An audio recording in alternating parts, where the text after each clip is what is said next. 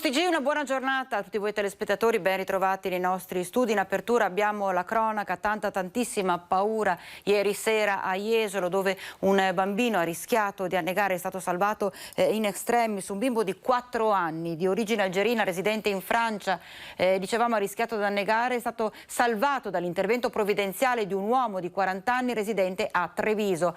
Il piccolo stava giocando, che si trova appunto in vacanza con i genitori, stava giocando a 7 metri dalla riva nella zona della spiaggia libera. Ad accorgersi per primo che il piccolo si trovava in difficoltà nell'acqua è stato il 40enne residente a Treviso. Gli addetti a salvataggio di 2 torrette sono subito intervenuti anche gli uomini della Guardia Costiera di Jesolo. Il piccolo è stato rianimato sul posto, mentre in spiaggia è arrivata l'ambulanza del pronto soccorso e l'elisoccorso da Treviso. Dopo interminabili minuti il piccolo è riuscito fortunatamente a buttare fuori tutta l'acqua che aveva ingoiato, si è ripreso ed è scoppiato a piangere. Un pianto liberatorio nel vero senso del termine, e appena il piccolo è stato rianimato è stato partito un vero e proprio applauso di tantissimi presenti che si trovavano ad assistere la scena, e il piccolo in ogni caso è stato condotto con l'elisoccorso al Cafoncello di Treviso. Tanta paura, quindi per fortuna tutto si è risolto nel migliore dei modi. E invece c'è un'indagine per omicidio colposo per quanto riguarda la tragica morte del bimbo di 7 anni, il piccolo Christian Menin, morto in piscina. 5 indagati per la morte del piccolo Christian Menin, il bimbo di 6 anni e mezzo annegato lunedì in una vasca della piscina comunale di San Pietro in Gu. Si tratta dei genitori, della coppia che gestisce l'impianto e della bagnina 22enne addetta alla sorveglianza dell'area dove è avvenuto l'incidente. Tutti e 5 sono indagati per omicidio colposo. Si tratta di un atto dovuto per consentire al meglio lo svolgimento delle indagini e acquisire quante più testimonianze possibili. Il pubblico ministero ha già affidato l'incarico per eseguire l'autopsia sul corpo del piccolo deceduto in ospedale a Padova dopo molti tentativi di rianimazione sul posto. La procura vuole stabilire se ci sia stata una mancata vigilanza sul bambino, che si era allontanato da solo dai genitori per giocare a pallone con un amichetto incontrato in piscina. Secondo il racconto del papà, Christian non sapeva nuotare, non sarebbe mai entrato in acqua da solo e senza braccioli o salvagente. Il piccolo allora potrebbe essere scivolato nella vasca, forse spinto accidentalmente, potrebbe aver battuto la testa ed essere svenuto, oppure potrebbe aver avuto un malore. Interrogativi che potrebbero trovare risposta nell'autopsia. Tra i testimoni nessuno ha sentito grida di aiuto, ma il piccolo è stato notato quando già era riverso a pancia in giù e galleggiava in acqua. Il sindaco di Limena, paese di residenza della famiglia Menin, ha deciso di proclamare lutto cittadino nel giorno in cui si svolgeranno i funerali di Christian, annullati i fuochi d'artificio della sagra e indetta una raccolta fondi. I vigili del fuoco di Treviso sono intervenuti a Monastier per il recupero della salma di Gildo Moro, un 82enne ritrovato senza vita nelle acque di un canale in via Pralongo. I familiari non avevano più notizie dalla mattina, la figlia maggiore aveva iniziato a cercarlo attorno all'abitazione e ha trovato per prima il corpo senza vita del padre nelle acque del canale. Ha dato subito l'allarme ai pompieri. Sul posto, oltre ai vigili del fuoco, anche i carabinieri di San Biagio di Callalta. Quando i soccorritori sono riusciti a portarlo a riva, l'82enne aveva ancora in mano un annaffiatoio. Secondo una prima ricostruzione, infatti, Moro sarebbe scivolato nel canale mentre stava cercando di raccogliere dell'acqua per dar da bere alle piante del suo orto. Un gesto, tra l'altro, che il pensionato faceva tutte le mattine, ma che ieri sera gli è costato la vita. La Regione segue con attenzione, cambiamo completamente argomento, la crescita dei ricoveri per Covid degli ultimi giorni. Secondo il presidente Zaia, la variante Delta è al giro di boa, questo secondo, dicevamo, il governatore Zaia, presto dovrebbe calare. C'è un timido, lento incremento dei ricoverati, perché siamo passati da 206 a 208 per poi passare a 229. Quindi è incontrovertibile questo trend, no? È lento per fortuna, siamo ancora al 2% di coefficiente di riempimento delle terapie intensive dell'area non critica, però ora guardiamo con attenzione questo fenomeno. I numeri non sono alti come nei periodi più drammatici della pandemia, ma quei 229 ricoveri, di cui 23 in area critica, rappresentano un dato in crescita da tenere sotto stretta osservazione. Si tratta generalmente di cinquantenni non vaccinati. A prevalere comunque l'ottimismo. La variante Delta dovrebbe essere al giro di boa. Sono ormai quasi 3 mesi di variante Delta in Veneto, ormai ubiquitaria, endemica, e i nostri contagiati hanno praticamente tutti variante Delta. E si immagina, lo dice il mondo scientifico, che ad agosto ci sarà il giro di boa, quindi dovrebbe iniziare la discesa. Con una campagna vaccinale che procede spedita, 34.686 dosi nella giornata di ieri, con la prospettiva di 1 milione tra Pfizer e Moderna nell'intero mese di agosto, a tenere banco sono alcune difficoltà nello scaricare il Green Pass. Non funziona l'anagrafe vaccinale perché noi abbiamo tante segnalazioni, debbono assolutamente, come da un lato si chiede il Green Pass, dall'altro devi mettere tutti nelle condizioni di avere il Green Pass. Non ha senso fare una legge se poi non funziona.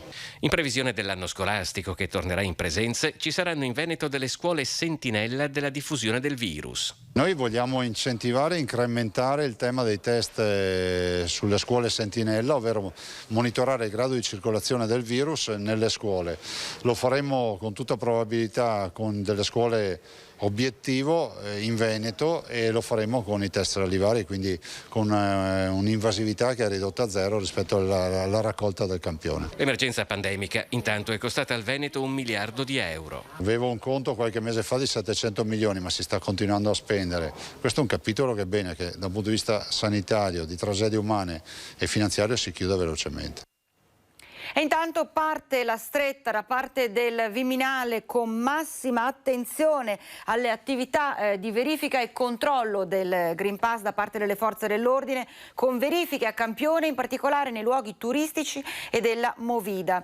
Verifiche che saranno svolte ora anche alla luce della circolare diffusa dal Ministero dell'Interno, secondo cui anche gli esercenti, comunque sarà discrezionale, tengono a precisare, potranno chiedere l'esibizione di un documento di identità, accedere quindi a una seconda fase di verifica che non sarà comunque sempre necessaria, oltre all'utilizzo della app che scannerizza il QR code del certificato. Questa verifica si renderà comunque necessaria nei casi, tengono a precisare, di abuso o elusione delle norme, ad esempio quando appaia manifesta l'incongruenza con i dati anagrafici contenuti nella certificazione. L'avventore è tenuto all'esibizione del documento di identità, resta fermo il punto secondo cui le multe, in caso non si accerti la corrispondenza tra il certificato e l'identità del possessore, la sanzione risulterà applicabile nei confronti del solo avventore laddove non siano riscontrabili palesi responsabilità anche a carico dell'esercente. Di conseguenza, insomma, uno presenta documenti falsi, sarà lui responsabile di questo reato, e ovviamente non l'esercente, il titolare dei locali. E intanto continuano sospensioni per i sanitari Novax, sono una quarantina quelli pentiti che nelle scorse ore sono corsi ai ripari, corsi a farsi il vaccino. Questa è la situazione per quanto riguarda il Padovano. Altri 5 sanitari Novax sono stati sospesi dall'USL 6 dopo che la commissione del SISPS, il Servizio di Igiene e Sanità Pubblica, ha esaminato le loro posizioni. Si tratta di 3 impiegati del comparto sanitario assunti come infermieri, OSS oppure tecnici di laboratorio. 2 invece sono medici di base, uno di loro ha uno studio medico, l'altro è un medico di continuità assistenziale. La sospensione è stata comunicata all'Ordine dei Medici di Padova e nel caso del medico di medicina generale, fuori dal suo ambulatorio è già stato affisso un cartello per avvisare i pazienti che da domani potranno contattare l'USL per cambiare dottore. I medici di base non ancora vaccinati e sotto esame dalla commissione dell'USL sono a poco meno di 20. In totale la commissione sta esaminando circa 330 dipendenti e altri 150 sono invece lavoratori dell'USL 6 ma residenti fuori provincia.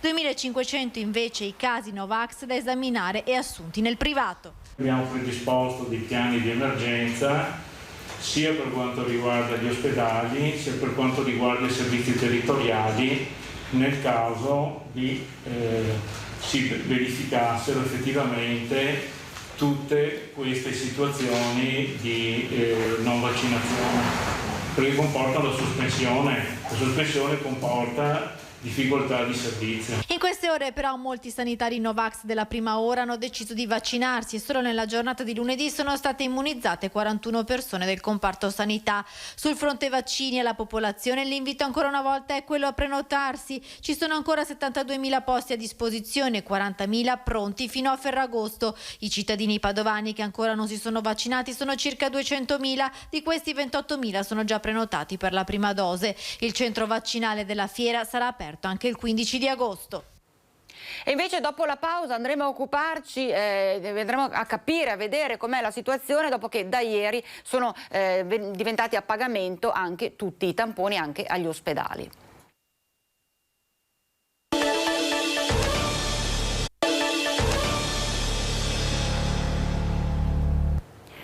Rieccoci in diretta Focus TG, da ieri cambia il sistema dei tamponi che diventa a pagamento. Allora vediamo com'è la situazione e quali sono le nuove indicazioni per quanto concerne il territorio dell'ULSS 6.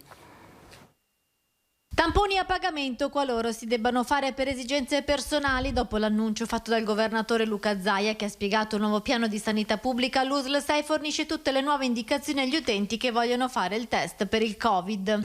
Per quanto riguarda invece i test a pagamento per quelle categorie, quindi per quelle esigenze di carattere sostanzialmente chiamiamole personali, questi possono essere fatti nel territorio padovano o presso l'azienda ospedaliera di Padova e quindi nel reparto malattie infettive, oppure nella nostra azienda abbiamo individuato il punto tamponi di Campo San Piero, che però sarà attivo solo fra 2 giorni.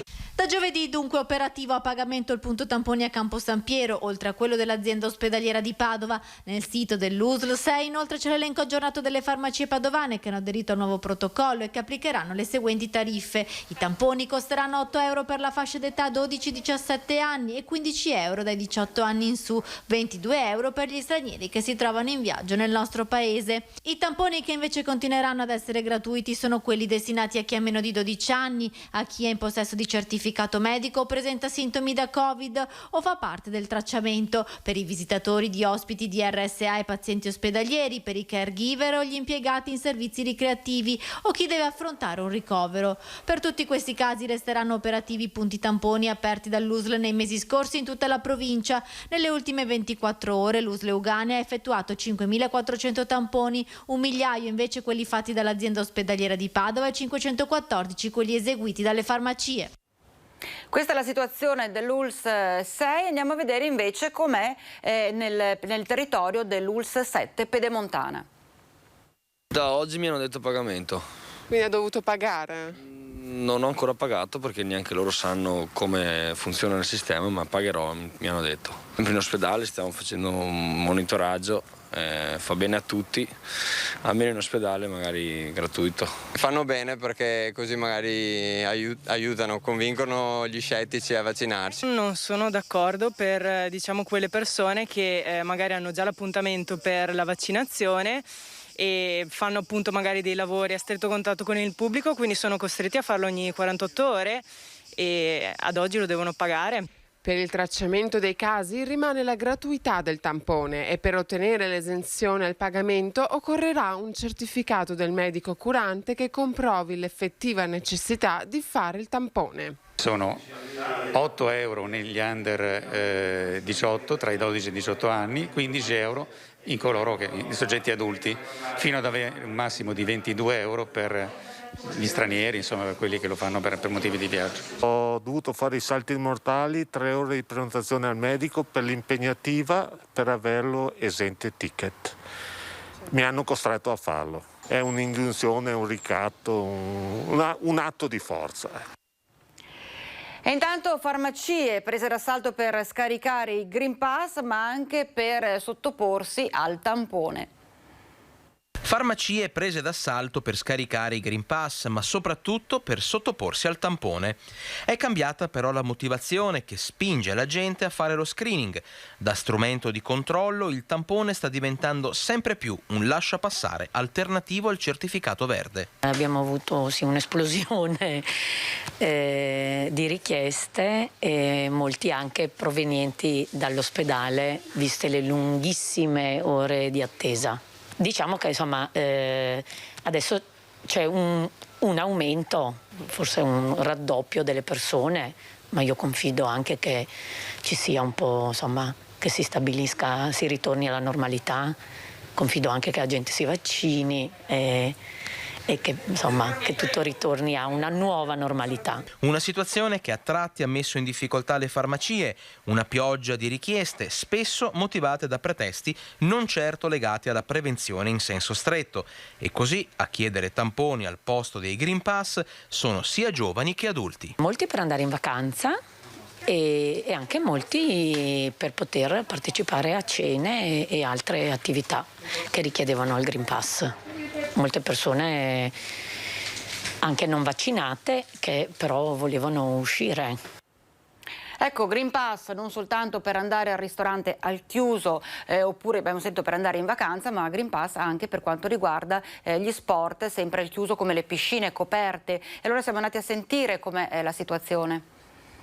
Green Pass per fare attività sportiva al chiuso, un incentivo alla sicurezza, una limitazione oppure semplicemente l'unico modo per mantenere aperte strutture come piscine e palestre? I primi dati sull'affluenza dei clienti fanno segnare un calo che sfiora il 50%, ma la curva è destinata a invertirsi perché in molti stanno correndo ai ripari.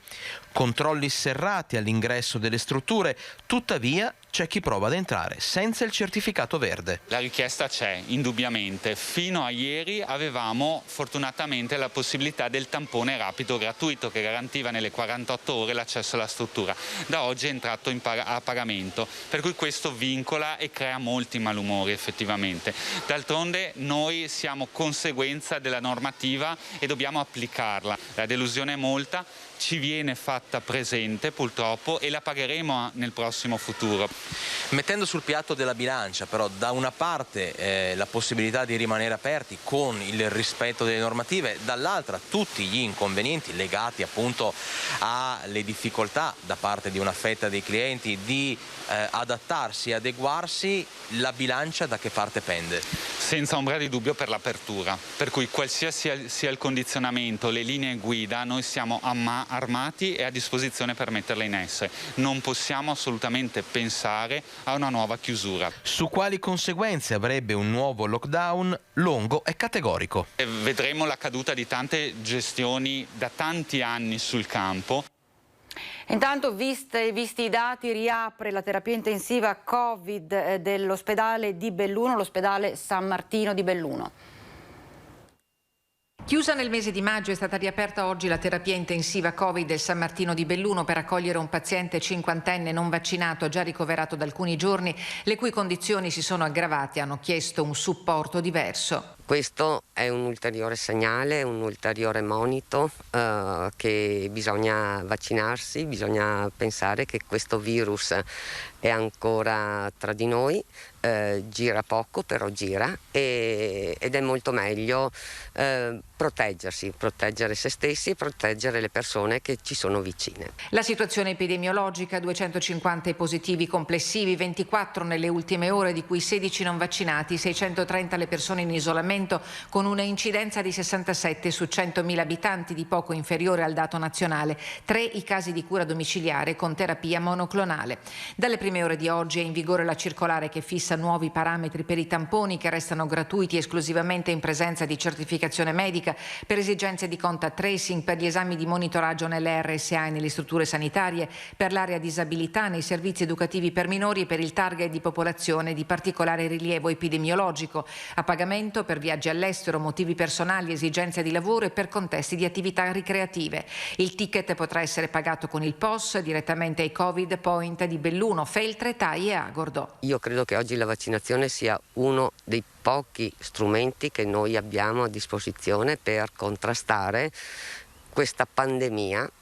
È la prima volta che ci succede un evento di questo genere e credo che bisogna imparare dal recente passato. Il consiglio è: approfittiamo di questo mese di agosto e cerchiamo di vaccinarci per fare un autunno e un inverno sereno per noi e per le comunità che sono in questo territorio. Sul fronte delle sospensioni, dopo i primi 4 sanitari destituiti dall'incarico, l'iter si sta completando per altrettanti dipendenti dell'ULSS. Rispetto ai 223 iniziali, in 59 hanno risposto all'appuntamento fissato per la vaccinazione. E a proposito di vaccini, di certo le informazioni che circolano soprattutto sui social, sui canali non ufficiali non danno assolutamente chiarezza. Allora abbiamo chiesto al capo dipartimento di prevenzione dell'ULSS Dolomiti di fornire alcune spiegazioni che aiutano a capire un po' di più sull'importanza dei vaccini. Il vaccino anti-Covid appartiene alla grande famiglia dei vaccini. La parola vaccino deriva dal primo vaccino, quello inventato da Jenner, il vaccino del vaiolo. Non è un siero, si usa spesso questa parola, il siero è una componente del nostro sangue che veniva utilizzata un po' simile al trattamento con plasma in qualche modo, no? Cioè veniva utilizzata perché nel siero sono contenuti gli anticorpi. Quindi è un termine improprio la parola siero. I vaccini, e il vaccino anti-Covid appartiene a questa categoria, fanno parte del grande gruppo dei preparati farmacologici, quindi è giusto chiamarlo farmaco. Il dottor Cinquetti, direttore del Dipartimento di Prevenzione dell'ULSS 1, chiarisce le perplessità che stanno alimentando l'onda incessante di informazioni sul vaccino anti-Covid, sovente non vagliate anche per la difficoltà di individuare fonti affidabili. Sono controindicati praticamente i soggetti che hanno avuto una reazione allergica grave alla precedente vaccinazione. Quindi in qualche modo il controindicato affronta la seconda dose più che la prima, o comunque che hanno avuto reazioni allergiche gravissime a componenti del vaccino non semplici da definire. Anche in questi casi, tuttavia, si possono mettere in atto, per forme non gravissime, estreme, a rischio di morte, si possono mettere in atto procedure, le cosiddette vaccinazioni in ambiente protetto. Ci sono persone per le quali il vaccino è oggetto di attenzione, vediamo quali. È evidente che va messa molta attenzione a un soggetto immunodepresso grave, non tanto perché possa avere una reazione importante al vaccino, ma quanto perché il vaccino potrebbe non funzionare per nulla. Ci sono alcune persone con una iperreattività, un sistema immunitario particolarmente vivace, alcune forme autoimmuni che richiedono un po' di attenzione. Appartengono al capitolo delle precauzioni, cioè questi soggetti non vanno trattati in maniera ordinaria, vanno un po' valutati. Infine un chiarimento sull'allattamento che secondo una nota recente del Ministero della Salute non è né una controindicazione nemmeno una precauzione. La gravidanza appartiene alle categorie oggetto di attenzione, ma il vaccino non è controindicato. Tuttavia la scheda tecnica del farmaco la cita come elemento di attenzione. Lasciamo al ginecologo la valutazione più opportuna. Questi sono vaccini anche nuovi, nei quali si può anche attendere che la donna concluda il percorso di gravidanza, come spesso accade. Ieri abbiamo vaccinato una nostra dipendente che ha concluso la gravidanza, iniziato l'allattamento ed è venuta a vaccinarsi. C'è una breve pausa, ci troviamo tra pochissimo.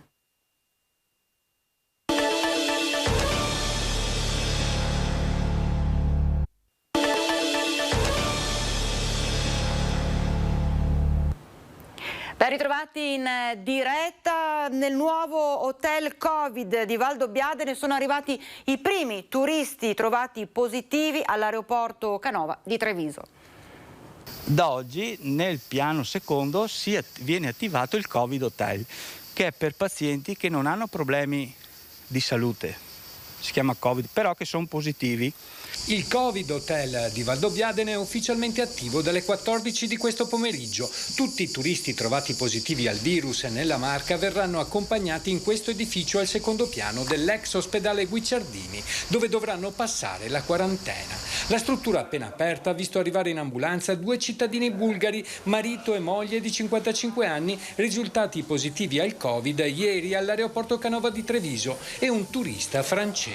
L'hotel, che dispone di 20 posti letto, letto suddivisi in 3 camere doppie e 14 singole, tutte con bagno e televisione, potrà ospitare anche i residenti che sono impossibilitati a rispettare l'isolamento nella propria abitazione. Soltanto persone che hanno avuto un contatto stretto, che sono autosufficienti, che stanno bene e che non hanno altri posti per passare la quarantena o l'isolamento. Il personale di controllo sarà presente giorno e notte portando i pasti agli ospiti e effettuando le pulizie e le attività di sanificazione ambientale. Cerchiamo di dare il più comfort possibile a queste persone perché sono persone in salute, che stanno bene, che sono obbligate a rimanere chiuse in una stanza, per cui cerchiamo di alleggerire il più che possiamo il loro soggiorno. Da novembre a fine marzo al 4° piano del Guicciardini era presente il reparto di centro accoglienza Covid, attualmente è in stand-by ma riutilizzabile in caso di necessità. Nel piano sono passate più di 200 persone. Ho un grandissimo bel ricordo di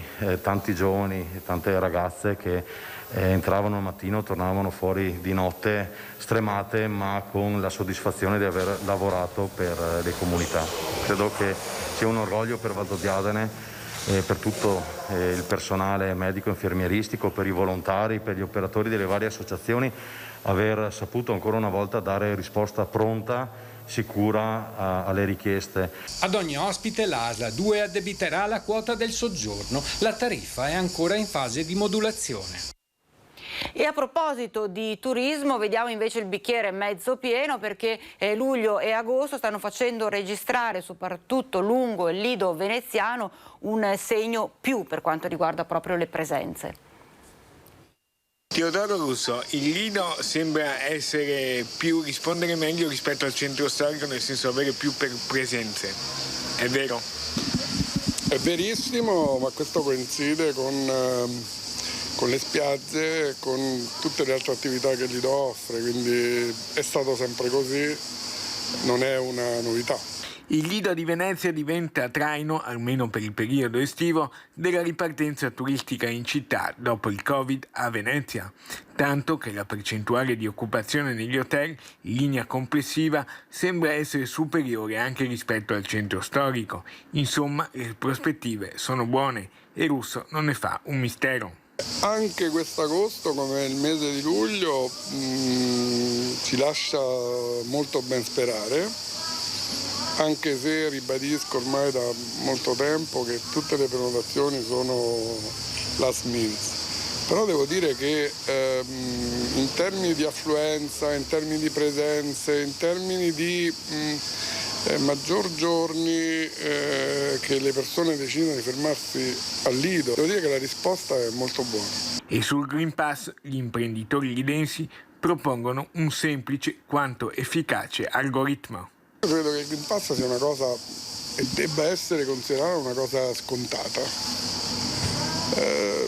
Non so, proporrei un semplice algoritmo, nel senso che quando fa caldo ci svestiamo, quando fa freddo ci copriamo, quando c'è il virus ci vacciniamo.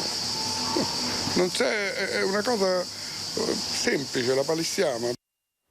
Non fa una piega quello che ha appena detto il nostro intervistato. Vediamo se riusciamo ad avere in collegamento Skype la nostra Gabriella Basso da Vicenza. Gabriella, è tutto a posto? Eccola. Gabriella, buongiorno. Che novità ci sono da Vicenza oggi?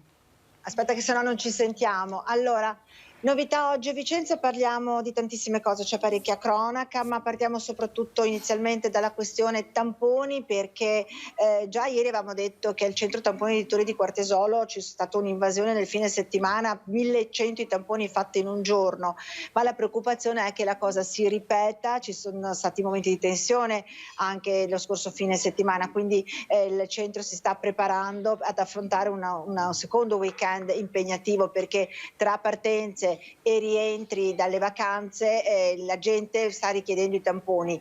La cosa che emerge anche è il fatto che, essendo tamponi adesso a pagamento, perché per chi va in vacanza o chi rientra dai luoghi di vacanza il tampone comunque è a pagamento, tanta gente al momento in cui sa che deve pagare preferisce andarsene, e quindi anche lì può diventare un problema a questo punto. Hanno trovato tantissime persone sintomatiche, e tra soprattutto tra persone che non sono vaccinate, quindi anche qui diventa un altro problema importante da tenere sotto controllo. Ricordiamo anche che al centro di Torre di Quartesolo la gente che si presenta può pagare lì direttamente, ecco, è una notizia importante perché è un punto tamponi molto ampio, sono 6 postazioni al lavoro dalle 7 del mattino, 7:15 fino alle 7:30 di sera, quindi è un punto di riferimento per i vicentini e per la gente dei comuni limitrofi. Ecco, no, ma giusto per capire, cioè le persone si presentano lì, fanno la fila e quant'altro e poi nel momento in cui scoprono che devono pagare vanno via? Sì. Quindi creando ancora più disagio e confusione. Ma sai, allora in questo momento in cui siamo ancora, diciamo, siamo a metà settimana, inizio settimana, quindi l'afflusso è abbastanza tranquillo, non si formano code, quindi non succedono grandi disguidi, però di fatto nel momento in cui scoprono o magari si inventano scuse nella speranza di non pagare e invece alla verifica che devono comunque pagare, preferiscono andarsene. Ah, ok. Ascolta, assieme guardiamoci allora il servizio che avete realizzato che riguarda appunto i cambiamenti che ci sono stati, che si verificheranno poi nei prossimi giorni dopo l'introduzione del tampone a pagamento. Green Pass, la soluzione al vaccino, non il tampone. Con questo slogan la direzione dell'Uslotto Berica declina sul territorio di sua competenza il nuovo piano di sanità pubblica della Regione Veneto. Piano che con oggi, martedì 10 luglio, vede i tamponi a pagamento per gli over 12 anni che lo richiedono per esigenze non sanitarie. L'effetto del venir meno della gratuità del tampone ha visto nel pomeriggio di lunedì l'assalto al punto di Torre di Quartesolo, che ha registrato l'imponente numero di 1000 test in un giorno solo, costringendo a chiudere anticipatamente. 1000 tamponi, di cui al momento 26 positivi, di cui 18 non vaccinati. Punto tampone di Torri che sarà anche l'unico di quelli dell'Uslotto dove si potrà fare il test rapido molecolare a pagamento. Tampone, ricordiamo, che rimane gratuito per chi non può vaccinarsi per motivi sanitari, sintomi sospetti o contatti positivi. Tampone gratuito anche per gli operatori sanitari in strutture per disabili, familiari e caregiver di questi, operatori di centri estivi e insegnanti. Tampone che si può prenotare nel sito dell'USL.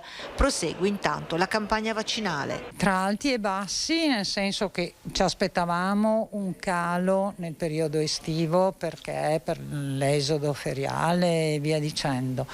Diciamo che già da oggi stiamo cominciando a vedere una risalita. Abbiamo aperto 27.000 posti da oggi al 3 settembre. I vaccini continueranno ad arrivare, saranno in particolare Pfizer e Moderna. L'invito dunque è ancora una volta alla vaccinazione. Oggi in ospedale a Vicenza sono 8 le persone ricoverate, tutte non vaccinate. Si evidenzia una nuova fase. L'età è scesa tantissimo, anche di 40 anni in molti casi. Noi in questo momento abbiamo pazienti ricoverati che vanno dai 23 anni, 28 anni, 32 anni. Questo è un dato, Gabriella, che si sta proprio riscontrando un po' in tutte le aziende sanitarie, l'abbassamento dell'età in cui le persone appunto vengono colpite da coronavirus. Tra l'altro è una campagna vaccinale che sta cercando di venire sempre più incontro alle persone, basti vedere anche la novità che è emersa da Roma, che dal prossimo 16 agosto i ragazzi dai 12 ai 18 anni potranno accedere per farsi il vaccino senza dover prenotare, quindi insomma si sta cercando di agevolare, di rendere sempre più facili, ecco, le cose per le persone che vogliono vaccinarsi. Sì, è vero, infatti, anche se i recidivi rimangono sempre, perché ci raccontavano sempre lì la responsabile del centro tamponi, che è anche responsabile del centro vaccinale di Torre di Quartesolo, che quando loro hanno la persona davanti che vuole fare il tampone, comunque gli ricordano che c'è la possibilità della vaccinazione, che il Green Pass e il tampone dura il tempo di 48 ore, che invece il vaccino, ma la risposta generalmente di chi non vuole vaccinarsi è che non si vaccineranno mai. Quindi questo dà l'idea che esiste proprio uno zoccolo duro di persone che è recidiva e che non ritiene il vaccino come elemento di tutela della propria salute, tanto che anche le persone ricoverate, che dicevo prima nel servizio, che sono in malattie affettive o pneumologia, hanno provato a parlare con loro i sanitari e comunque loro non negano la presenza del virus, ma negano in qualche modo il fatto che il vaccino sia, di non essersi vaccinati sia anche la causa per cui sono finiti in ospedale. Sì. E quindi questo è molto, ribadisco, sempre molto preoccupante. Certo, cambiamo completamente argomento, Gabriella, e ti chiedo proprio un dato legato al turismo. Si può segnare mettere un segno più in questa estate 2021? Sta andando a rilento? Come sta andando il turismo a Vicenza? Guarda, Vicenza sta andando benissimo, veramente come città d'arte ha richiamato tantissimi turisti che arrivano soprattutto dall'estero, non solo, ma soprattutto dall'estero, Germania, Spagna, Olanda, Francia, sono qui in visita, stanno 2 o 3 giorni e poi rientrano nei loro paesi o cambiano meta, tappa, ma veramente i musei sono, non posso dire letteralmente presi d'assalto, ma hanno lunghe file e la gente... hanno grandi ingressi, insomma, di persone. Lo stesso vale per la città, una città che a Ferragosto in questa settimana e la domenica di Ferragosto rimane comunque aperta. Ci saranno sabato e domenica delle feste, ci saranno degli eventi, i negozi stessi il giorno di Ferragosto alcuni saranno aperti proprio perché c'è questa grande presenza di turisti e di gente in città. Certo, e cronaca dicevi anche, parecchia cronaca. Sì. Abbiamo parecchia cronaca perché abbiamo sia il sequestro da parte della Guardia di Finanza, un sequestro cautelativo di 140.000 euro nei confronti di un soggetto che è già accusato di reato, di falso, e per la prefettura, la questura e soprattutto, scusatemi, il tribunale aveva disposto alcuni esami e indagini e che sono costati appunto questi 140.000 euro per paura che la persona sfuggisse al pagamento, ha disposto appunto il sequestro di questa cifra. Poi abbiamo un 58enne che probabilmente in preda ai fumi dell'alcol a Valdagno ha praticamente devastato 3 auto ed è stato individuato e denunciato per questa cosa. Poi abbiamo anche un arresto, una denuncia in questo caso per furto da parte, è successo in questo caso sempre in provincia, un uomo è entrato all'interno di un'abitazione in quel momento non custodita, probabilmente i proprietari erano in vacanza, rubando monili in oro per 150 euro. Sì, quindi insomma c'è un bel po' di carne al fuoco, sì. Tutto questa sera nei nostri telegiornali, e quindi ringrazio davvero per il suo intervento la nostra Gabriella Basso. Gabriella, buon lavoro, buona continuazione. Buona continuazione a voi e buon lavoro. Noi ci separiamo per qualche minuto, c'è una breve pausa.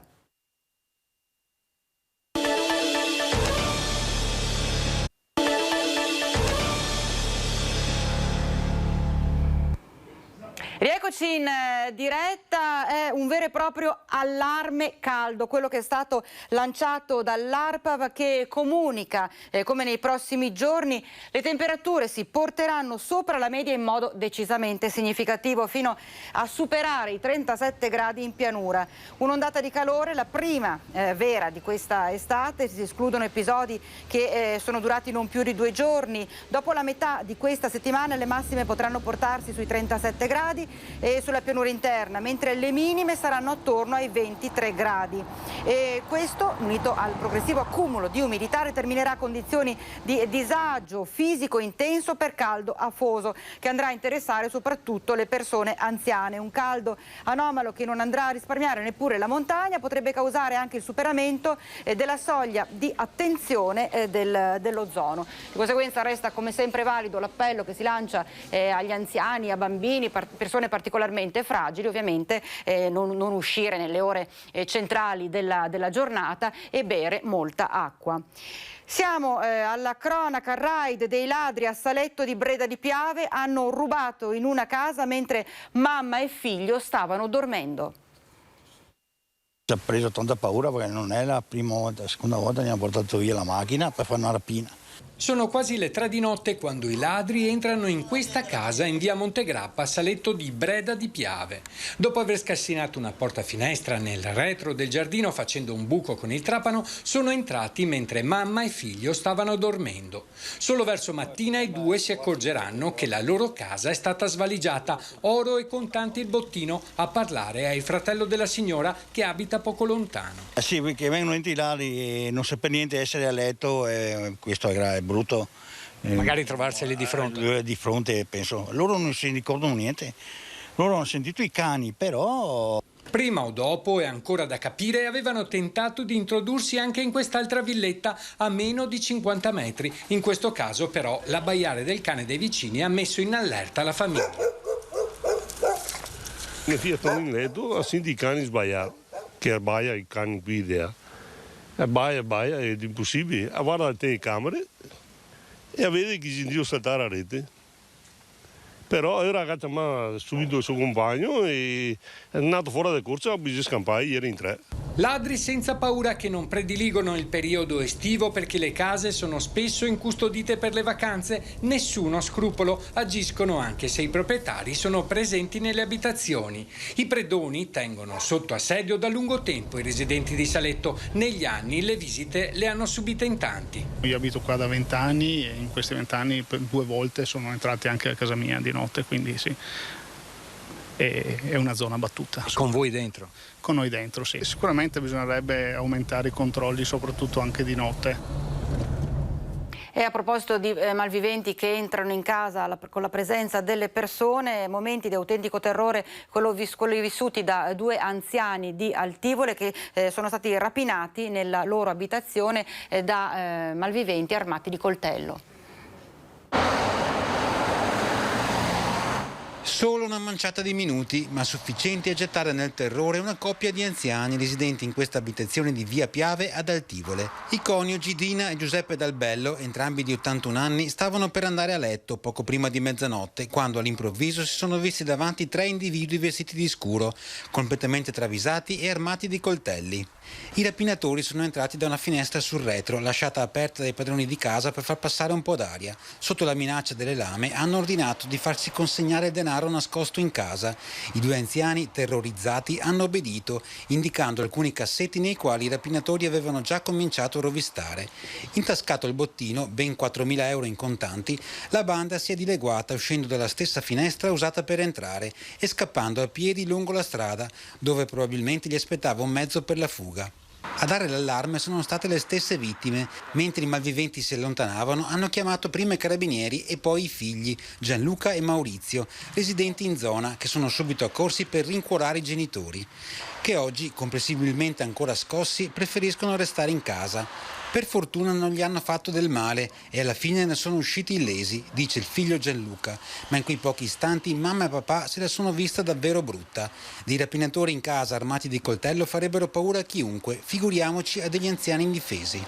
Sono in corso le ricerche di carabinieri per intracciare i rapinatori, rese complicate dall'assenza di telecamere di sorveglianza nella zona e soprattutto dal fatto che il colpo è stato così rapido da passare inosservato anche ai vicini. Il cane che sbagliava è il poldirio pure lui, perché così a sera si sarà su tutto e non si sente niente. Dall'abitazione adiacente invece dicono di aver sentito delle voci provenire dalla casa dei Dalbello, ma troppo indistinte per ravvisarne un pericolo.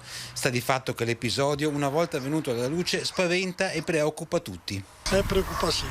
La mia paura è che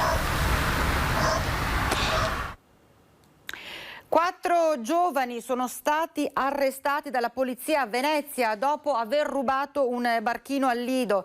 È stato il proprietario dello scafo ad accorgersi che i 4 stavano fuggendo proprio col natante. Dopo aver fatto la segnalazione al 113, l'uomo si è messo a seguirli in laguna in compagnia di un amico. Gli agenti delle volanti lagunari che erano impegnati in un servizio di controllo sul territorio sono intervenuti nel canale della Giudecca, dove era stato segnalato l'inseguimento tra barchini. Dopo una lunga fuga tra i canali della città lagunare, dove i 4 giovani speravano di far perdere le loro tracce, hanno abbandonato il barchino. Gli agenti però li hanno raggiunti, li hanno fermati e li hanno arrestati. Saranno processati per direttissima. È stato invece arrestato un uomo di 41 anni dai carabinieri in flagranza di reato per stalking.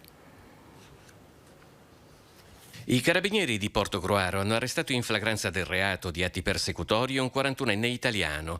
Al volante della propria automobile aveva seguito l'ex moglie per diversi chilometri. Lei, impaurita anche a causa di altri episodi di stalking compiuti dall'ex marito, ha chiesto aiuto al 112, che ha subito inviato una pattuglia in servizio esattamente dove stava transitando la donna. I militari hanno individuato subito l'auto dell'uomo, che è stato fermato, condotto in caserma e dichiarato in arresto. Costretto ai domiciliari, a seguito dell'udienza di convalida, è stato rimesso in libertà con il divieto di avvicinarsi e contattare l'ex moglie. E un motociclista di 35 anni, Paolo Spoladore, è morto nella tarda serata di ieri in un incidente stradale avvenuto a Valliona. Secondo quanto rilevato dalle forze dell'ordine, l'uomo stava guidando una Yamaha di grossa cilindrata, ha perso il controllo del mezzo all'altezza di una semicurva, nell'uscita di strada è finito contro il cancello di un'abitazione. L'impatto è stato violento, molto violento, le gravi ferite riportate sono state fatali per il Centauro. Sul posto, dopo l'allarme che è stato lanciato da alcuni residenti e alcuni automobilisti di passaggio, è arrivata l'ambulanza del SUEM 118. I sanitari non hanno potuto far altro che constatare il decesso del 35enne, che potrebbe appunto essere stato immediato. E a Vicenza è allarme accattoni molesti, una dura replica della maggioranza a un attacco che era stato posto dalle opposizioni. Accattoni molesti in città a Vicenza. L'allarme era stato lanciato alcuni giorni fa anche dai nostri microfoni dal consigliere comunale di minoranza Raffaele Colombara. Una questua costante e insistente che nell'ultimo anno sarebbe peggiorata. Dall'allarme all'attacco all'amministrazione il passo è stato breve. Il consigliere stigmatizzava l'azione dell'amministrazione che, a suo avviso, al di là delle multe impagabili staccate dalla polizia locale, dovrebbe fare di più e diversamente. Bisogna intervenire con maggiore precisione dal punto di vista della sicurezza, quindi con degli interventi a chi compie dei reati anche di intervenire. Però ci sono alcune che invece andrebbero presi e fare seguire un percorso di carattere invece sociale. L'amministrazione, attraverso il consigliere di maggioranza Roberto Cattaneo, però non ci sta alla tirata d'orecchie, rimanda al mittente la lezione su come e cosa si debba fare in tema di accattonaggio. Siamo le solite, il consigliere Colombara ci invita a risolvere il problema dell'accattonaggio. Ma perché negli anni precedenti della sua amministrazione, dove lui ricopriva posti importanti, non ha risolto il problema? Perché sa benissimo che questo problema non si può risolvere andando sulla stampa o dicendo delle cose inesatte. Ci invita che dobbiamo andare a parlare con i vigili urbani, parlare con i servizi sociali. Ma di cosa stiamo parlando? Di cosa stiamo parlando? Lo sa benissimo che la cosa non si risolve. Allora, caro consigliere, non prendiamo in giro la città di Vicenza, se no poi vuoi fare un po' il birichino o il Pinocchio della situazione, va bene, te lo posso concedere io, ma non la città di Vicenza. Adesso invece parliamo di reddito di cittadinanza con la posizione del segretario PD Enrico Letta. In che modo secondo lei dovrebbe cambiare? Dunque io penso questo. Se deve cambiare, come mi sembra che il ministro Orlando però abbia già dichiarato. Io ho trovato molto convincente la posizione che ha preso Draghi su questa vicenda, come quello che sta facendo Draghi in questo periodo. Mi sembra che abbiamo un Presidente del Consiglio che non a caso ha un indice di gradimento del livello che ha Draghi, perché alla fine si sta dimostrando un ottimo Presidente del Consiglio. Fatemelo dire anche qui, lo ridico anche qui in modo tale che non ci sia dubbi su quello che io penso. Io penso che questo governo e questo Presidente del Consiglio che stanno facendo bene, noi dobbiamo conservarcelo fino almeno alla fine della legislatura e alla fine naturale della legislatura. Quindi io sono tra quelli che vorrebbe che Draghi continuasse, perché... Il che vuol dire che non può essere il vostro candidato alla Presidenza della Repubblica? Io penso che faccia meglio oggi Presidente del Consiglio e sia bene che rimanga lì, e penso che sia un bene per il nostro Paese. Adesso ci occupiamo di questioni cittadine, andiamo a Vicenza e ci occupiamo del cimitero di Polegge. Incuria d'abbandono al cimitero di Polegge è l'allarme lanciato dai consiglieri comunali della minoranza Giovanni Selmo e Sandro Pupillo del gruppo Vicenza Capoluogo da adesso in poi, che hanno fatto proprie le lamentele dei residenti. Da diversi giorni i cittadini di Polegge ci segnalano con messaggi, reclami, foto la situazione del proprio cimitero. Vediamo che la situazione è di grave incuria, degrado. Le foto raccolte raccontano di erbacce lasciate crescere attorno ai loculi a terra e quando vengono estirpate sono lasciate lì a marcire con terra e gallina in osmossi senza che il tutto venga adeguatamente sistemato. Una mancanza di cura, di attenzione di chi è chiamato alla manutenzione e al decoro del luogo dell'ultimo riposo. Con questo caldo poi le siepi e gli arbusti sono in grave sofferenza per la mancanza d'acqua, con foglie secche e purtroppo anche immondizia che anziché essere raccolta è, diciamo così, nascosta alla base delle piante. Una situazione di degrado equamente divisa tra le 3 zone di realizzazione del cimitero, da quella datata anni 50 a quella costruita negli anni 80, come per l'ampliamento degli anni 2000. Condizioni indecorose che i consiglieri con un'interrogazione portano all'attenzione dell'amministrazione. Chiediamo con un'interrogazione all'amministrazione quale sia il motivo di questo stato di grave abbandono, chi sia la ditta che si occupa dei lavori, quanto il comune paga e come pensa di sistemare, di porre rimedio a questa situazione davvero incresciosa in un luogo dove i cittadini vanno a ricordare con affetto i propri cari. Domande che dovranno aspettare alla fine delle ferie estive per avere una risposta. E parliamo della prima riunione ufficiale per il nuovo CDA di Etra. Prima riunione del nuovo consiglio di amministrazione di Etra. La multi-utility, che serve 67 comuni tra Padova e Vicenza, ha rinnovato le sue cariche e il nuovo presidente eletto dai sindaci, Flavio Frasson, commenta così questo primo consiglio. Ho notato con soddisfazione una piena sintonia con gli altri membri del collegio di gestione. Sono tutte persone brave, preparate, professionisti, esperti e quindi questo mi dà anche molta tranquillità. Ho notato molta sintonia con il Consiglio di Vigilanza, erano presenti e diciamo così ci hanno anche sostenuti, hanno manifestato e quindi anche questo è un dato positivo. Del resto già l'Assemblea dei Sindaci si era manifestata in maniera quasi unanime verso queste indicazioni. E quindi questo ci può far lavorare con molta serenità. Attenzione al personale e agli utenti e soprattutto investimenti per la sostenibilità ambientale. Queste le prime linee guida. Credo che dovremo fare molta attenzione agli investimenti, questo ce lo chiedono anche i sindaci, ma le faccio solo un esempio. Noi siamo produttori di biogas. Il nostro parco mezzi dovremmo comunque convertirlo non più a gasolio, ma per esempio a biogas o verso l'elettrico. Quindi questi sono segnali che un ente pubblico come Etra, perché è una SPA ma è totalmente pubblica, deve dare per prima. Adesso ci occupiamo di una storia che ha davvero dell'incredibile. Un ciclista è stato aggredito e picchiato lungo la ciclabile di via Goito a Padova. È stato picchiato e aggredito, dicevamo, da un automobilista che aveva messo la sua macchina proprio sopra la pista ciclabile. Vediamo.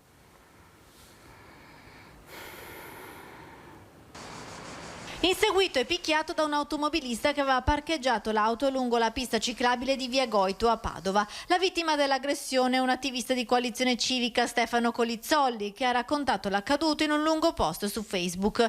L'uomo era in sella alla sua bici e per scansare l'auto parcheggiata sulla ciclabile ha chiuso lo specchietto del veicolo. L'automobilista a bordo, dopo averlo insultato, lo ha inseguito in macchina, lo ha bloccato e gli ha sferrato 2 pugni. Colizzolli, ricorso alle cure mediche all'ospedale, ha riportato la frattura del naso e dello zigomo. Dopo essere stato dimesso, lo sfogo su Facebook per cercare testimoni dell'accaduto che lo possano aiutare ad identificare l'aggressore. Il pestaggio è avvenuto il 5 agosto intorno all'1 di notte.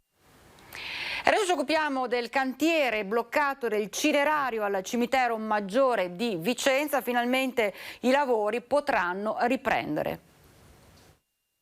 La notizia è che è arrivato finalmente il parere da parte della sovrintendenza che aspettavamo la scorsa settimana e quindi adesso possiamo rimettere finalmente in moto il cantiere. I lavori di risistemazione del cinerario del cimitero Maggiore di Vicenza finalmente verranno ripresi. L'intervento in primavera aveva ricevuto lo stop della sovrintendenza per la parte che riguardava la parte strutturale del tetto, una struttura lignea che richiedeva una specifica ricognizione degli esperti. Il cinerario, che ospita i resti cremati dei defunti, è di fatto inagibile da tempo, impedendo la visita dei parenti. Un luogo sacro di particolare pregio artistico e culturale del cimitero monumentale, che sarebbe dovuto già tornare nella disponibilità dei vicentini. La consegna era prevista per l'estate, adesso ci rimettiamo in moto subito dopo la riapertura, diciamo, anche dell'azienda che ha condiviso con noi l'appalto. e quindi poi ripartiamo a sprombattuto. Faremo il possibile, però non mi impegno su questo, per chiudere l'operazione per i primi di novembre, ma comunque ecco, confido che al massimo entro fine anno finalmente potremo chiudere questo cantiere. Altra opera autorizzata di recente è la realizzazione di un nuovo campo di sepolture islamiche. L'intervento, suddiviso in 2 stralci, permetterà di ricavare 62 tombe. Abbiamo ricevuto l'ok da parte della Giunta con l'approvazione avvenuta qualche giorno fa. Quindi adesso abbiamo attivato i progettisti per la successiva fase progettuale, quella della progettazione definitiva ed esecutiva, e di lì in poi andremo ad appaltare i lavori per la realizzazione. Anche quei tempi previsti di massimo? Saremo a cavallo della fine dell'anno, poi vediamo anche in funzione della stagione come evolve, se ci dà la possibilità, visto che è un lavoro interamente all'aperto, se ci dà la possibilità di sfruttare a pieno i mesi che abbiamo davanti. Una piccola pausa, ci troviamo tra poco.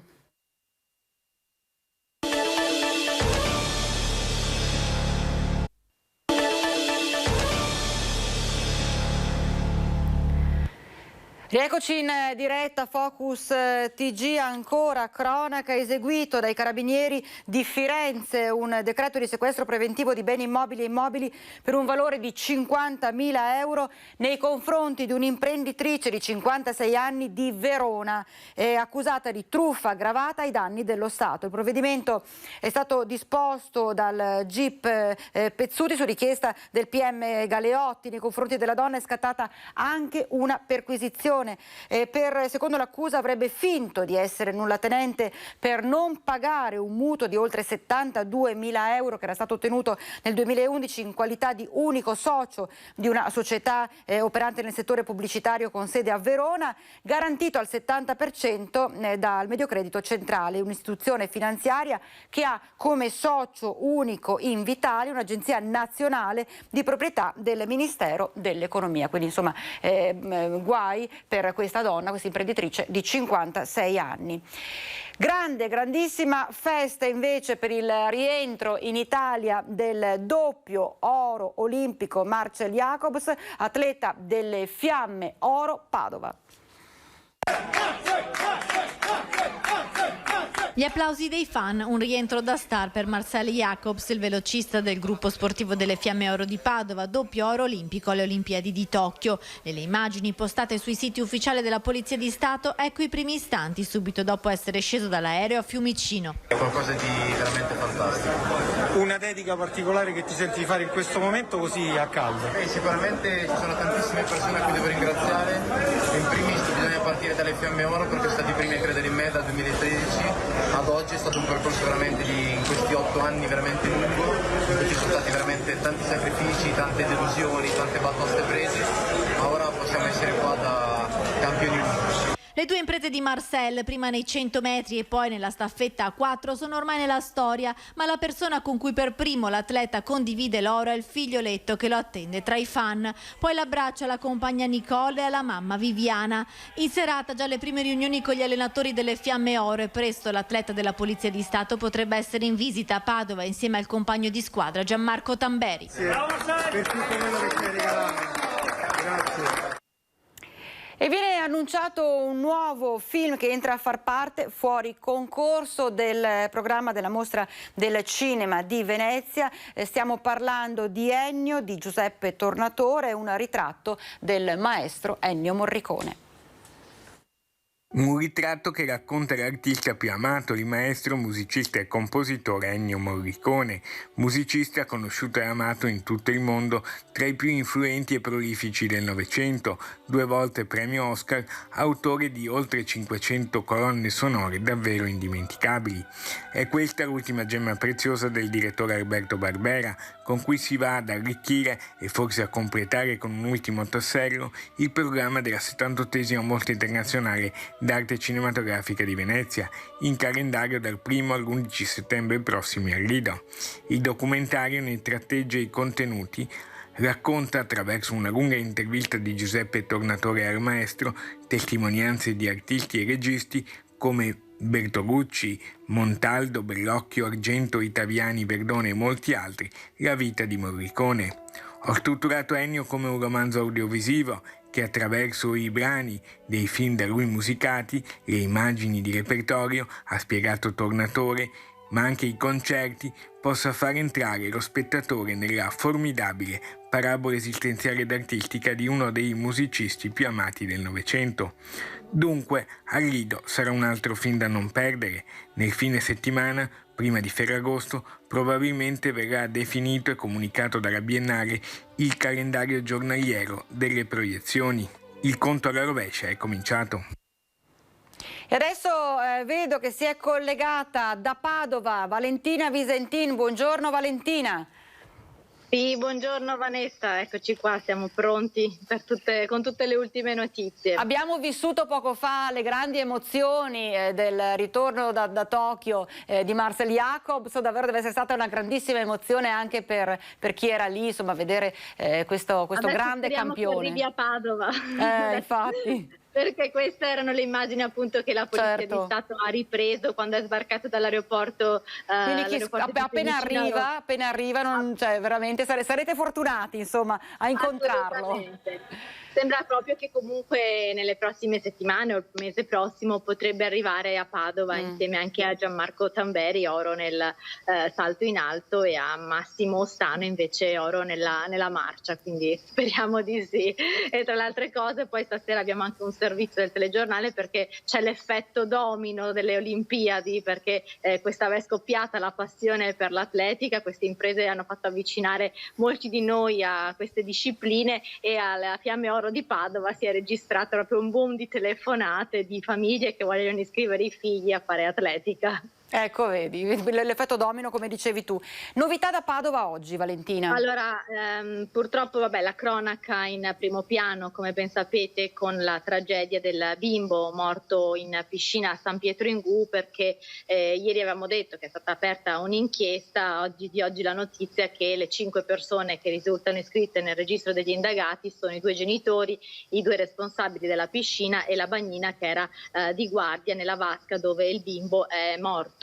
Si tratta di un atto dovuto, l'ipotesi è quella di omicidio colposo, un atto dovuto perché insomma per garantire al meglio lo svolgimento delle indagini, e intanto domani dovrebbe essere fatta svolta l'autopsia sul corpo del piccolo. In attesa di sapere la data dei funerali, il comune di Limena ha già detto che proclamerà proprio per la data dei funerali il lutto cittadino, sospesi i fuochi d'artificio previsti per la serata finale della sagra, giostre spente e una raccolta fondi per la famiglia. Questa la cronaca purtroppo in primo piano. Invece sul fronte Covid siamo reduci da una conferenza stampa dell'azienda ospedaliera con gli ultimi dati sui contagi. Sono aumentati di circa un centinaio i nuovi casi positivi durante la settimana tra guariti. Questo ovviamente è il dato che tiene conto sia dei guariti, quindi delle persone che si sono negativizzati, e dei nuovi casi positivi. Quindi il rapporto tra chi è guarito e chi invece si è positivizzato parla di più 131 persone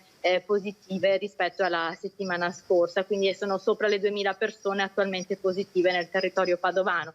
E negli ospedali, ti interrompo un attimo, negli ospedali, siccome abbiamo sentito un po' a Vicenza come sta andando, nel Trevigiano, ecco, com'è la situazione degli ospedali per quanto riguarda proprio i ricoveri Covid? Il secondo dato è proprio quello dei ricoveri, leggermente aumentati rispetto alla settimana scorsa, con una presenza media di una decina di 13 persone circa nell'area medica, che è l'area non grave, di 5 persone in media in terapia intensiva. Ad oggi ci sono 11 pazienti ricoverati in area medica, 7 non sono vaccinati, 4 invece risultano vaccinati, ma si tratta di persone anziane con molte patologie importanti. In terapia intensiva al momento oggi ci risultano 4 persone ricoverate, 4 non vaccinate, una è un anziano con gravi patologie pregresse che è tenuto appunto sotto controllo in terapia intensiva, e c'è un bimbo, anche lui con delle patologie pregresse, che è in area medica monitorato nel reparto di pediatria. Quindi i numeri sono leggermente cresciuti,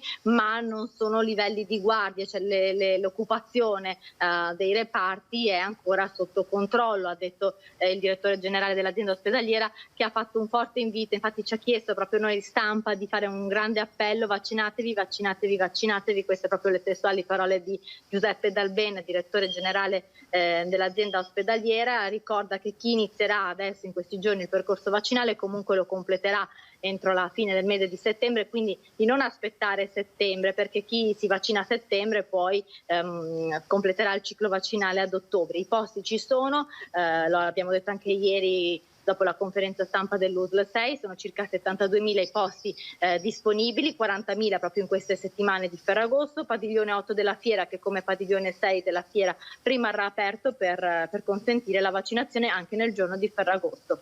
Ascolta una cosa, tra le persone che sono risultate positive e le persone ricoverate, si registra anche nel padovano un abbassamento del limite d'età? Tu dicevi che c'è questo bambino, però vabbè, il bambino è il caso isolato, ma in generale? È un caso isolato. Per quanto riguarda invece le persone, c'è un abbassamento dell'età media perché sono pochissimi gli ultra 65 anni contagiati, ci sono persone in terapia intensiva, c'è anche una persona, la più giovane, ha 38 anni. Sì. Quindi sono giovani. Sì, in area medica la più giovane ha 37 anni, quindi abbiamo una media di circa 50 anni, perché ovviamente ci sono queste persone anziane con patologie pregresse che sono ricoverate, ma ci sono sia in terapia intensiva che in area medica anche 2 persone piuttosto giovani. E cambiamo completamente argomento. Padova, città d'arte, soprattutto anche dopo le novità che sono arrivate per quanto concerne Urbs Picta. Turismo, che dati ci sono? Allora, io so di essere una delle ultime padovane rimaste in città, perché la città è veramente, ci sono invece tantissimi turisti, e l'ho notato girando in città in questi giorni. Ci sono molti turisti italiani sicuramente, ma anche alcuni stranieri, i classici tedeschi, che comunque sono un turismo tradizionale per noi perché vengono nelle vicine terme, nel vicino termale, ma anche anglosassoni, quindi insomma c'è una buona percentuale di turisti, lo dimostrano anche i dati di Confesercenti, che parlano per il fine settimana di Ferragosto, quindi quello che sta per arrivare, parlano di un'occupazione dell'80% delle camere di albergo in città e addirittura del 90% negli alberghi termali, che sono quelli che maggiormente hanno sofferto il lockdown, perché hanno perso completamente 2 stagioni primaverili che per loro sono considerate alte stagioni. Tra l'altro anche non soltanto turismo, ma anche per quanto riguarda le piscine coperte, le palestre e quant'altro. Abbiamo sentito anche un gestore di una struttura che dice: per carità, noi dobbiamo tenere aperto assolutamente, ci stiamo adeguando in tutte le maniere per poter continuare a lavorare, perché sono stati fortemente penalizzati anche loro. Assolutamente sì, hanno perso completamente 2 stagioni, ora stanno cercando appunto di ripartire, e questi dati sono incoraggianti. Bene, allora se non ci sono novità, Valentina, io ti ringrazio, grazie per il tuo intervento. Poi nel telegiornale questa sera ci sono tutti i servizi che spiegano in maniera approfondita, quindi grazie alla nostra Valentina Visentini. Adesso andiamo nel Bellunese, perché è stato inaugurato il Parco Vaia, che praticamente è stato realizzato interamente con il legno ricavato dagli schianti della tempesta Vaia. Sono passati 3 anni e siamo qui a ricordare. Il passaggio di Vaia ha lasciato una ferita che è ancora aperta. Il bosco ha fatto cadere i suoi alberi, ma sta rinascendo. In Val Visdende la ferita lasciata dalla tempesta Vaia è pesantissima e ancora aperta, ma la rinascita è iniziata grazie a un percorso che sta coinvolgendo enti e popolazione. Il progetto si chiama Riambientiamoci e ai piedi del Peralba si è concretizzato con un'idea che vuole riportare le persone a vivere quei luoghi. Casa Armonica è un'idea, ma è anche un progetto che sta prendendo forma. Il palco di risonanza oggi ha accolto quelli che sono gli echi della natura, i suoni e la musica che vogliono rianimare questo territorio e questo spazio in particolare. Per la realizzazione del progetto è stato utilizzato il prezioso legno di risonanza dei boschi della Val Visdende. È nato così il Palco Vaia. Alle spalle c'è uno scenario ambientale fatto di metà bosco steso e metà bosco che per fortuna si è salvato 3 anni fa, e da qui è nata l'idea di avere 91 elementi che dal primo che sta steso e che rappresenta il bosco post vaia arriva all'ultimo che sta in piedi e che rappresenta un albero ancora in piedi.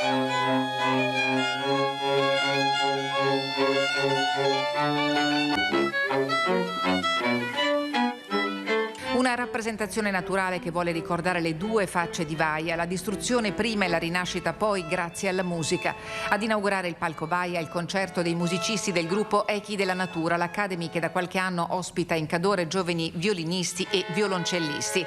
La prima parte del progetto è stata ideata e coordinata per la Regola di Casada con la partecipazione di Fly CGL Belluno grazie al finanziamento di CAF CGL Nord-Est. Grazie a quelli di cui di solito ci si dimentica, che in realtà sono quelli che fanno parte della regola, i regolieri, che circa un anno fa con un semplicissimo gesto, con un'alzata di mano ci hanno dato la possibilità di acquistare quest'area, questa casera, tutto questo appezzamento di terreno, e quindi porre le fondamenta più che un progetto, un'idea, e l'idea è di portare qualcosa di diverso in Val Visdende.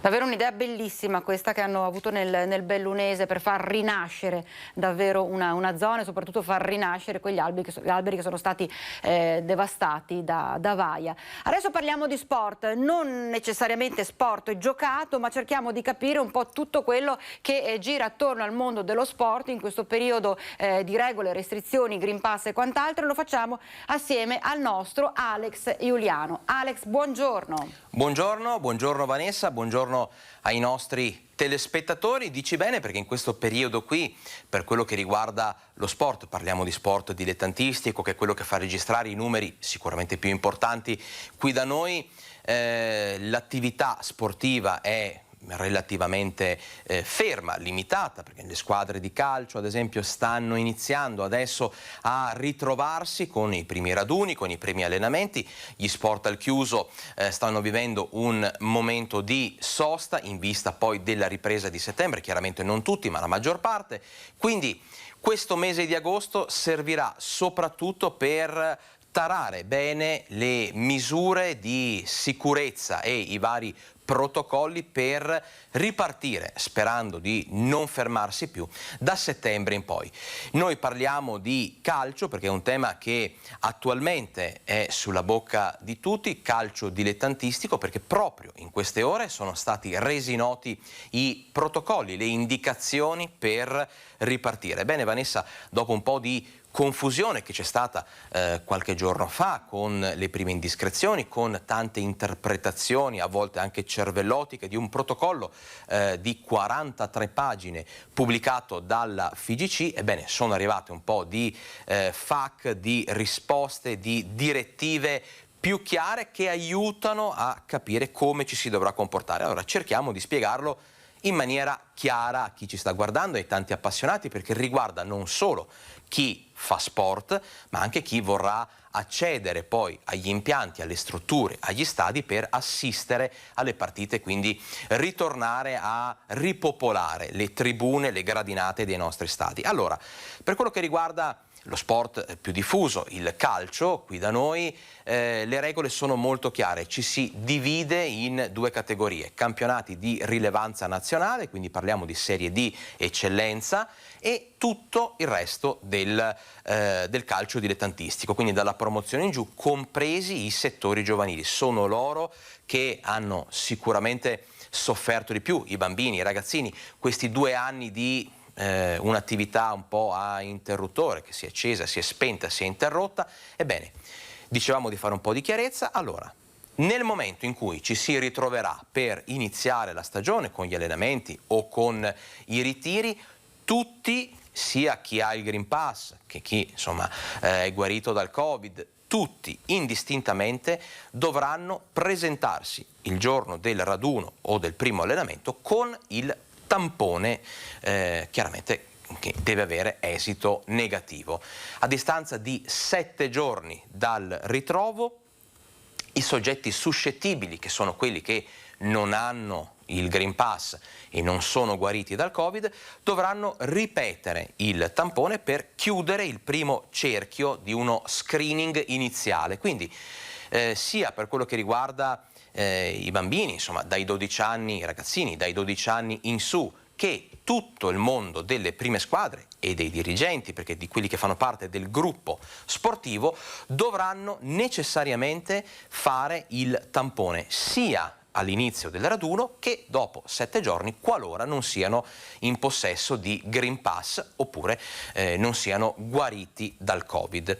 Dopodiché cosa succede? Dicevamo che ci sono 2 strade per i campionati e per le società di interesse nazionale, quindi Serie D, Eccellenza, Juniores nazionale e quant'altro. Loro dovranno per tutto il corso della stagione sportiva continuare a tamponarsi 48 ore prima della gara, eccezion fatta per chi ha il Green Pass e quindi... Ecco, quindi ti interrompo un attimo, cioè chi ha il Green Pass non deve farsi né tamponi né niente. Assolutamente. Okay, quindi soltanto per chi non è ancora vaccinato. Il tampone obbligatorio ogni settimana è solo, come giustamente dicevi Vanessa, per i soggetti suscettibili, quindi per quelli che non hanno la vaccinazione e non sono guariti dal Covid. Tutti gli altri campionati di rilevanza nazionale che hanno il Green Pass potranno affrontare serenamente la stagione sportiva, appunto senza presentare ulteriori documentazioni. Capitolo, e questa è quella la parte diciamo più importante, capitolo che riguarda i bambini, i ragazzini, i settori giovanili e i campionati dilettantistici dalla promozione in giù. Ebbene, qui si andrà avanti con le semplici autocertificazioni, quindi non c'è obbligo di tampone settimanale per queste categorie, non c'è obbligo ancora perché la situazione è un po' in divenire, in quanto che cosa succede? Che attualmente, qualora si presentasse un caso di positività, ad esempio in un gruppo squadra di ragazzini di 14 anni, di 15 anni o in una prima squadra, ebbene un solo caso di positività potrebbe essere gestito dall'ULSS di riferimento in maniera molto rigida, con l'isolamento di tutti i contatti stretti. Questo sicuramente da una parte è diciamo un passo quasi indispensabile per quello che riguarda il contact tracing, il monitoraggio, il contenimento dell'epidemia. Dal punto di vista sportivo però potrebbe significare addirittura il blocco dei campionati, perché se con un semplice caso di positività, un unico caso di positività, si dovesse interrompere per qualche settimana l'attività di quella squadra, proviamo a immaginare cosa potrà succedere qualora insomma si verificassero casi di giocatori positivi al Covid in 5, 6, 7, 8, 10 società di una categoria o di un campionato. Vorrebbe dire effettivamente creare dei grossi problemi. Si sta lavorando per cercare di introdurre un numero massimo di positivi, una tollerabilità, chiamiamola così, di positivi all'interno del gruppo squadra. Facendo cosa? Facendo tamponi a tutto il gruppo, i soggetti, i calciatori negativi continuerebbero ad allenarsi, chi invece dovesse risultare positivo chiaramente dovrebbe fermarsi, isolarsi e insomma attivare tutto quello che è la procedura di chiaramente guarigione, il periodo di guarigione e poi aspettare i famosi 30 giorni per effettuare la visita sportiva e riavere l'idoneità all'attività sportiva, alla pratica sportiva. Sono tante informazioni, me ne rendo conto Vanessa, me ne rendo conto anche parlando con le tantissime persone, tantissime addetti ai lavori che ci scrivono, che ci chiamano per avere veramente dei chiarimenti, perché c'è tanta carne al fuoco, però effettivamente se vogliamo chiudere un attimo il discorso e tirare le fila, tamponi durante tutto l'anno per chi gioca in eccellenza e in Serie D, autocertificazioni per tutto il resto del mondo dilettantistico, dalla promozione in giù, compresi i settori giovanili. In Serie D e in eccellenza molto verosimilmente verrà introdotto un numero massimo di calciatori positivi per non bloccare l'attività sportiva.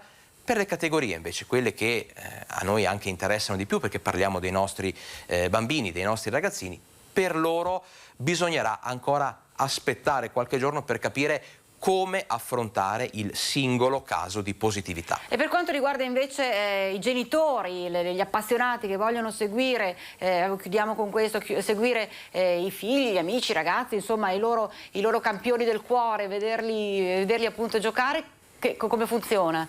Beh, allora, al momento dobbiamo tutti confidare di rimanere in zona bianca. Questo vorrebbe dire avere libero accesso allo stadio e all'impianto sportivo con il 50% di capienza effettiva da poter destinare al pubblico. Quindi questo è già un piccolo, grande sospiro di sollievo, proprio come dicevi tu, Vanessa, per i genitori, perché se è vero che il calcio dei grandi, tra virgolette, insomma, è stato molto seguito sui vari social, quindi insomma attraverso anche programmi come, mi permetto di citare, insomma, il nostro Sport in Casa, quindi insomma in un modo o nell'altro si riesce a guardare e a seguire le gesta dei grandi. Chi ci ha rimesso sono proprio i tanti bambini, il settore giovanile. Certo. I bambini volevano sentire il calore, no? Il tifo dei loro genitori. Ebbene, sarà possibile. In zona gialla, dovessimo malauguratamente ritrovarci in autunno o durante l'anno in zona gialla, ebbene la capienza lì verrebbe ridotta al 25% della capienza dell'impianto. Bene, allora io ringrazio il nostro Alex Giuliano, sei stato chiarissimo davvero. Grazie a voi. Informazioni che erano fondamentali, necessarie, perché insomma stiamo andando verso la ripartenza e la ripresa, quindi davvero informazioni necessarie. Grazie al nostro Alex Giuliano, e ricordiamo questa sera alle 20 è il consueto appuntamento con Sport in Casa. Noi adesso andiamo invece al santuario di Chiampo, perché prende il via il primo Festival Mariano. L'organizzazione del primo Festival Mariano è una grande opportunità per la nostra comunità. È il simbolo di un santuario che si apre ai suoi fedeli. Il santuario della Pieve di Chiampo dal 12 agosto fino al 15 settembre ospiterà il primo Festival Mariano. Oltre un mese di appuntamenti culturali e religiosi concentrati in uno dei luoghi più suggestivi e carichi di spiritualità. Un evento organizzato dai frati, ma accompagnato dall'intera comunità della Valle del Chiampo. È nata come idea di poter fare una serie di eventi da ripetersi ogni anno, e abbiamo colto l'occasione della dedicazione della chiesa, che avverrà il 12 settembre 2021 nel pomeriggio, e sarà presente Sua Beatitudine Pier Battista Pizzaballa, patriarca di Gerusalemme dei Latini. Un'iniziativa ideata per cercare di dare risposte adeguate a questo periodo di ristrettezze economiche e morali legate alla pandemia, con un pensiero speciale rivolto ai giovani. Ci sono anche molti eventi, lo scoprirete, molto inclusivi, ad esempio la visita guidata al santuario o le letture in LIS, in lingua dei segni, quindi veramente apriamo un mondo a tutti quanti. Grazie ovviamente a delle bellissime collaborazioni, non solo noi di Scatola Cultura facciamo da braccio operativo, ma anche il Centro Italiano Femminile CIF e anche l'OFS, l'Ordine Francescano Secolare. Questa grande sinergia che ha dato la possibilità di iniziare questo evento, che spero si possa ripetere negli anni per valorizzare appunto questo simbolo della nostra città. Avremo anche quest'anno la dedicazione della chiesa, con il grande onore appunto di ricevere proprio qui a Chiampo il patriarca di Gerusalemme. È la grande occasione appunto per far conoscere questa chiesa a tutta la comunità nazionale e internazionale. Questo era anche il nostro ultimo servizio, grazie per essere stati in nostra compagnia. Ricordo gli appuntamenti questa sera, 18:50 TG Bassano, 19:15 TG Vicenza, e auguro a tutti e a tutte voi un buon proseguimento di giornata. Arrivederci.